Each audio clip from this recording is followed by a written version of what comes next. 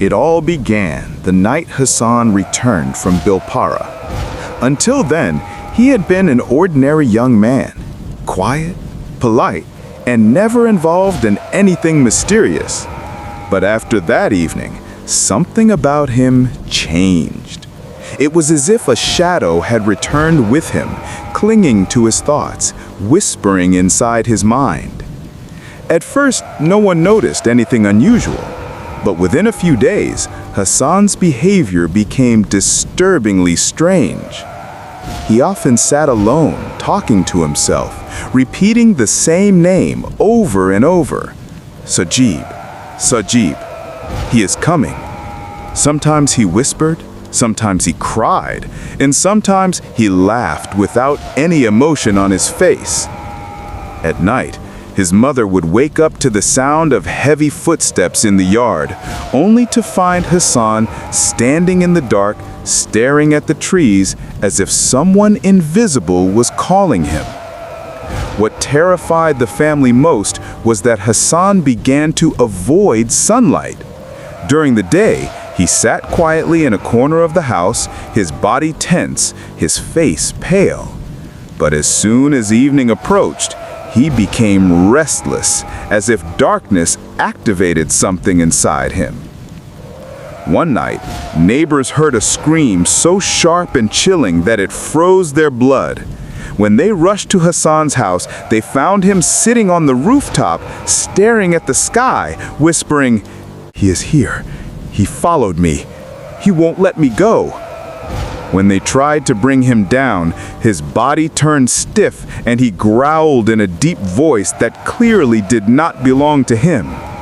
Even the strongest men could not hold him. Rumors spread quickly.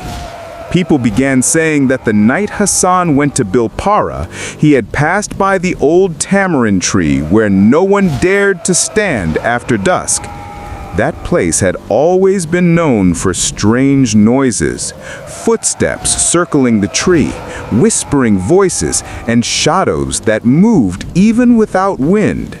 The villagers believed Hassan had accidentally crossed paths with something not human.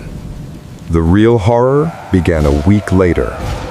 Hassan was found at the 3-road junction at midnight, barefoot, clothes dirty, eyes rolled upward, and his body shaking violently.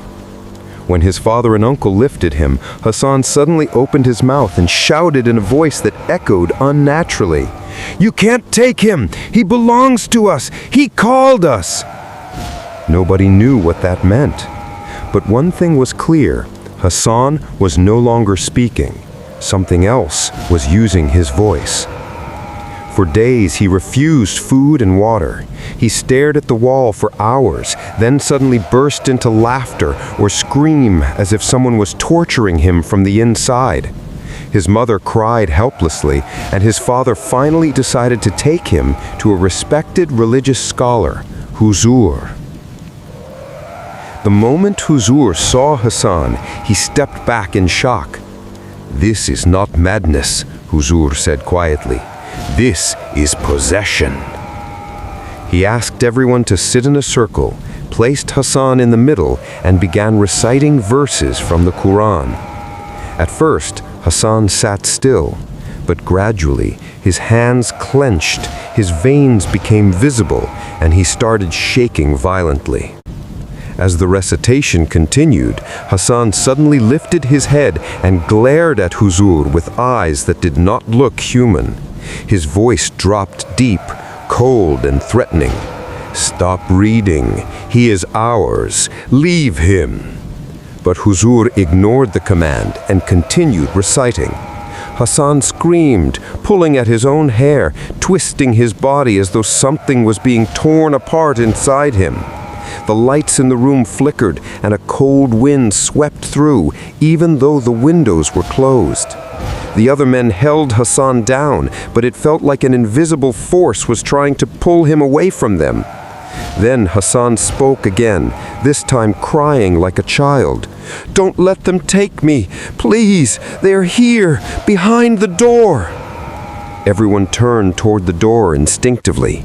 For a moment they felt a presence, heavy, sinister, suffocating. No one dared to open it. Huzur raised his voice and recited even more powerfully. Hassan's body jerked upward as if something was being dragged out of him. He gasped, his mouth hanging open, and a deep growling sound escaped from his chest. A scent of burnt earth filled the room. Whatever is inside him is fighting back, Huzur warned. It does not want to leave.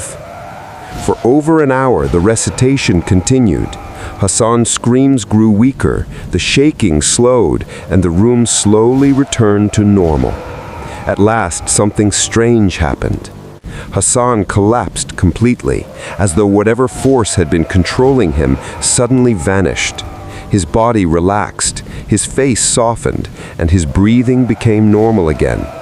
After months of torment, he finally whispered his own name. I am Hassan. His mother rushed forward, trembling with relief. Huzur told the family. The spirit followed him from the tamarind tree. He accidentally stepped into their path.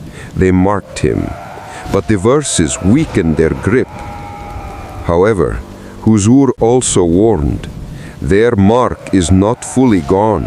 To break the link completely, we must burn the items connected to the spirit, hair, cloth, or anything left under the tree.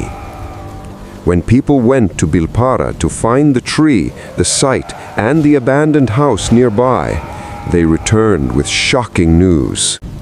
The entire area had mysteriously burned down. The tree, the house, everything reduced to ashes. No footprints, no signs of life, just silence. Huzur concluded, they hid their traces. They knew we were trying to break their hold.